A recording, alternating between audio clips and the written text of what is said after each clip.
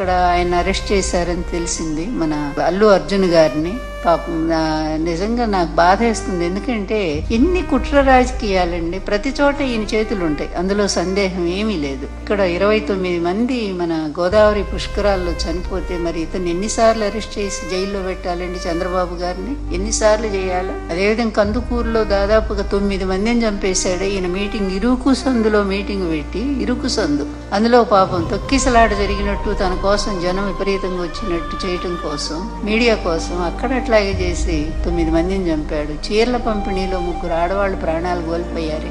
ఈయన ఎన్నిసార్లు జైల్లో పెట్టాలో చెప్పండి? తన సినిమా చూసుకోవాలని, ఎలా ఉందో ప్రజాస్పందన తెలుసుకోవడానికి ఆయన వెళ్ళాడు. అది గవర్నమెంట్ తప్పు. ఆయన వస్తున్నప్పుడు లేకపోతే హాలు వాళ్ళు, సినిమా హాలు వాళ్ళు సరైనటువంటి భద్రతా ఏర్పాట్లు చేసుకోవాలి. పోలీసులను పిలిచి పూర్తి కట్టుదిట్టం చేసి ప్రజలకు థ్రెడ్ కట్టి దూరంగా పెడితే అయిపోయేది.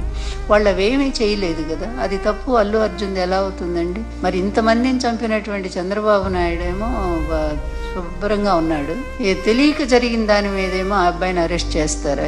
ఎంత దుర్మార్గం! ఇట్లాగే ఉంటాయి. చంద్రబాబు అక్కడ ఆయన శిష్యుడు ఇద్దరే కదా, మరి ఇద్దరు 2 రాక్షస పాలన చేస్తా ఉన్నారు, ఆ రాష్ట్రంలో ఈ రాష్ట్రంలో కూడా.